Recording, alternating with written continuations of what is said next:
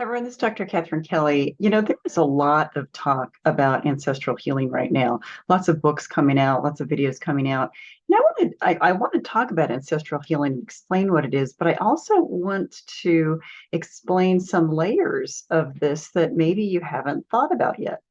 So, ancestral healing is really all about healing generations of trauma past where you are now. In other words, in this current lifetime, there are a lot of folks that are going through healing ceremonies, going through healing traditions, going through healing strategies in order to heal not only their stuff, but when we heal our stuff, a lot of times it also heals kind of the generational line of situations or pain or trauma or abuse or whatever it might be that has come before you. And, I've been talking to clients a lot about this. I've been talking to friends a lot about this because there's so many layers to this. And I want to point a few things out that you may not have thought about.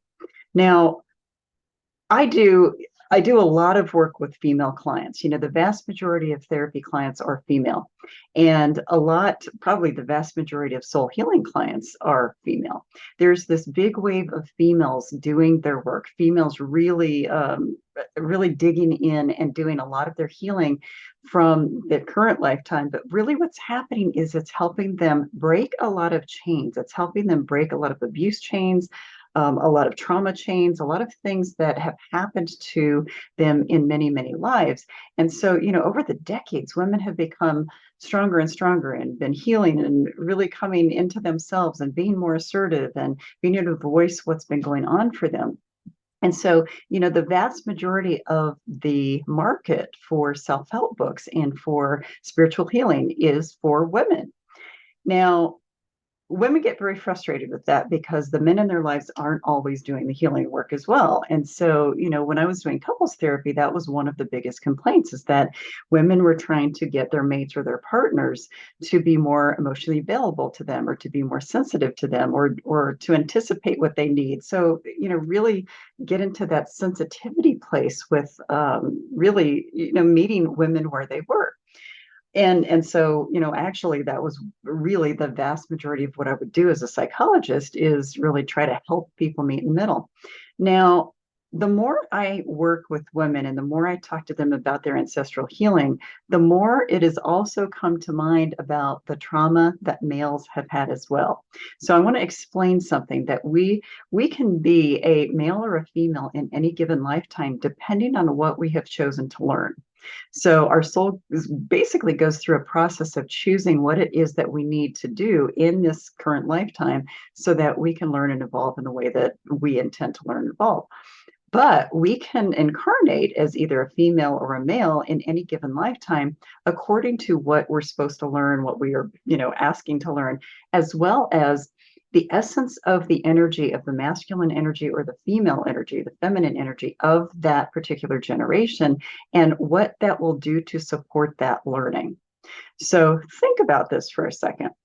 Generations past, females have gone through certain kinds of things that males have never gone through, and males have gone through things that females have never gone through. Have they interacted in previous lifetimes just as much as they do? Yes. Has there been a lot of trauma? Yes. Have men caused a lot of trauma to women? Yes. So I want to give examples of this, and then I want to go back to the trauma that males have experienced. So a lot of the angst, a lot of the hurt, a lot of the trauma that women go through with sexual trauma actually is linked to past lives. I have had many clients ask me, I don't understand why I'm not interested in sex, or I'm fearful of sex, or, I'm having difficulty, really enjoying my time with my partner.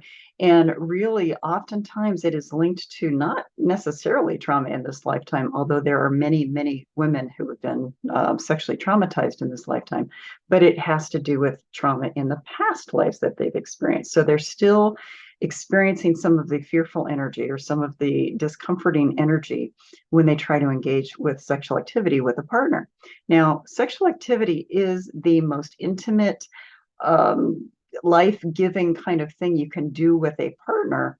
And so it can be the most vulnerable thing we ever do with a partner too. So this is just one example of the ancestral healing that is starting to happen around sexual trauma for women, is that as they come forth, as they basically speak up, as they sometimes sue the people that have perpetrated them, that is helping some of that healing, being able to step into that power. And so that's just an example. And I wanted to give that example to help people understand that the Me Too movement was not only about women healing what had happened in this lifetime, but it was breaking the chain from all of the generations that could have been harmed in the future had those women not spoken up, had this whole Me Too movement not happened. So there's a huge, huge wave of a lot of that ancestral healing happening. But one of the things that I'm trying to help males and females understand. Now, granted, the vast majority of my clients are females because they are the ones that are really interested and ready to do the healing work. But there's a reason for that. So women have always been very much emotionally available. They've been really the ones that have expressed themselves and sometimes had to shut themselves down in order to survive. But the thought of this is that as women become stronger, they are more able to do this kind of work. They're more able to do this ancestral healing about healing that sexual trauma.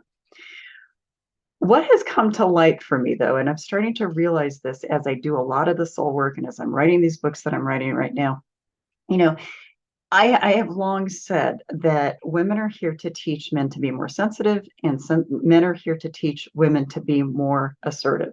Now, if you think about that existentially and think about how this is working dynamically within relationships, that's exactly what's happening.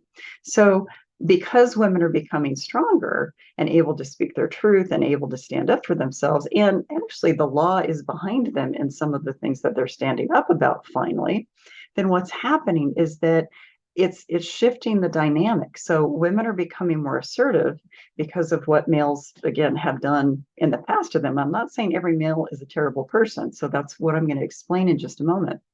But it's like as women become stronger, it's shifting dynamics. It is shifting the energetic balance between masculine and feminine energy. So I want to explain what's happening for men right now, because males are going through their own transformation. It's been long said that, males don't have emotions or they're not emotionally available. But if you think in terms of ancestral healing, if you think in terms of generational trauma, they really, number one, never had the chance to be emotionally available. And number two, they really couldn't be super emotionally available because of everything they had to experience in past lives as well. So if you think about men being the ones that fought in wars and had to protect homesteads and had to kill people left and right. And basically, all of the conquering that was going on, whether they really wanted to do it or not, they experienced trauma. There was a ton of trauma. If you think about all the way back as far as we can go, what we know of in caveman days, and frankly, the history goes back further than, what we think it does.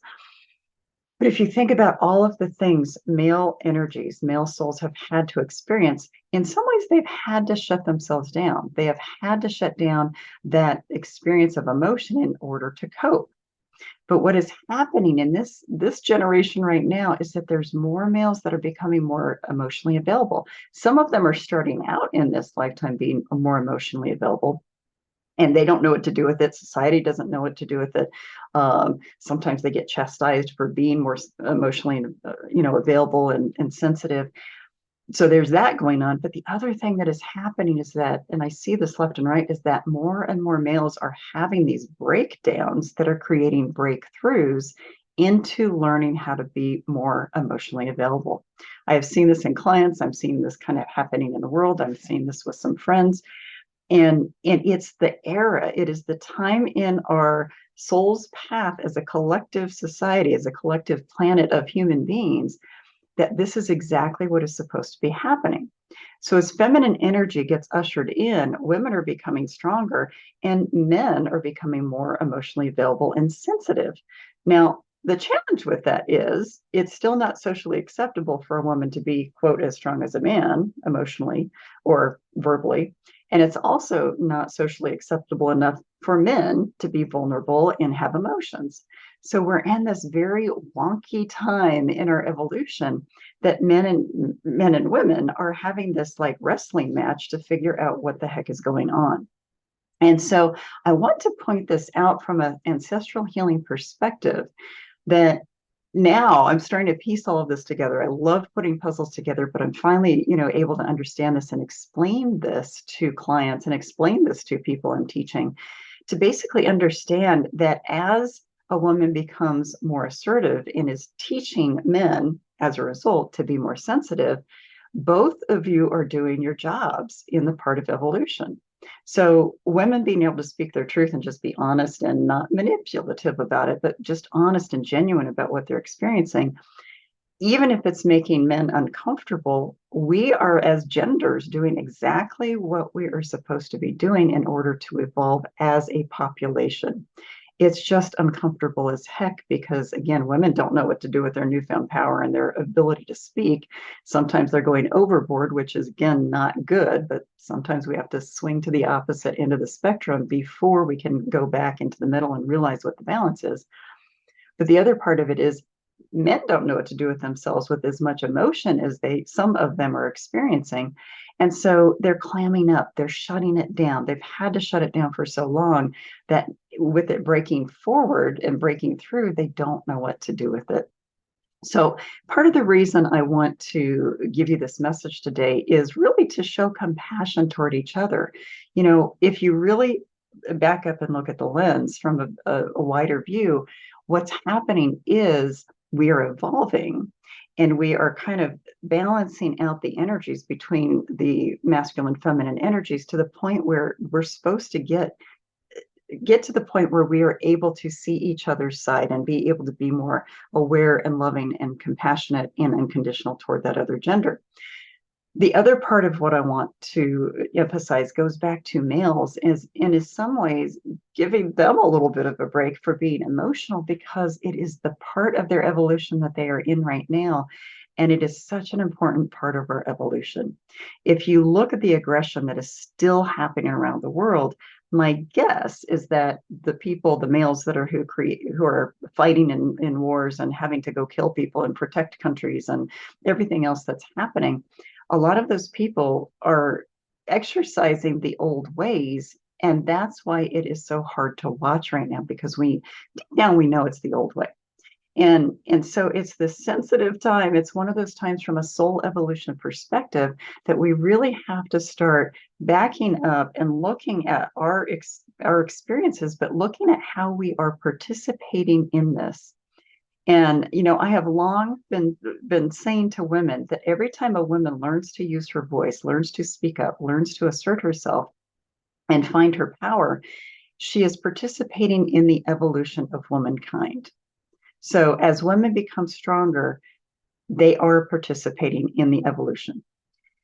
Now, I also want to say that as men become more emotional, as men find their sensitivity, as men find their heart truths and are able to speak from that heart space and really open up and do their healing from ancestral kinds of trauma and past life kinds of situations, as well as this lifetime, of course, that they are also participating in the evolution of mankind.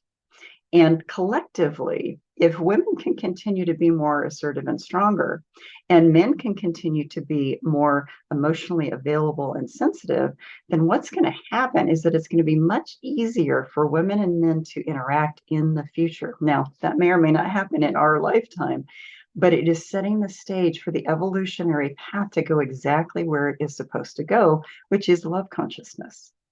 So I'm hoping that you're following where I'm going with this, because the difficulties that we experience, if we can become conscious about them and move beyond them, that is part of our soul's evolution in the way that is not only for our soul, but it's for the collective soul. And that is what love consciousness is about. And that's what conscious evolution is about, is to step back and realize, wait, I am playing a part in this very moment in changing how the world looks in the future. And so what I need to do is stay very grounded and very mindful and very authentic in what I'm doing and speaking so that I can become sensitive to myself and sensitive to one another. So this is big stuff to think about, but it's one of those things where you really have to step back and look at, wait a minute, we may be a speck on this planet, that each and every soul is responsible for the evolution of where this planet is going. And both obviously from a physical perspective of how this planet is taken care of, but how each soul on this planet evolves is really a responsibility of every soul, each and every other soul on this planet. So it's one of those things where you do have to look at the lens from a very wide view in order to understand this. But I'm really understanding sort of this masculine energy, feminine energy thing from a human condition perspective much more.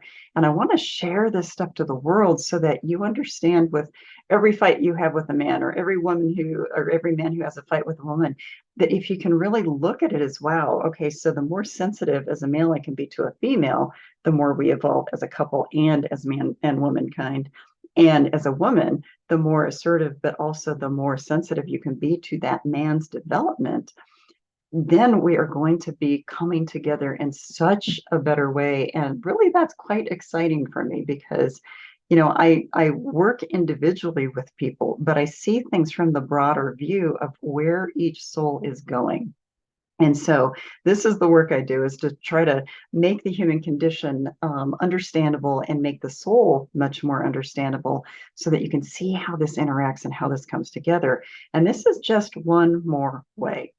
So when you think about ancestral healing, if you were a female, remember that males have had a lot of trauma in their past lives as well. It's just a different kind of trauma. Have masculine souls hurt women in many, many ways? Yes. Have they had to in past lives? Probably, just because of where their expectations were. Vice versa, how have women hurt men? And there's different ways. It's more from a different perspective.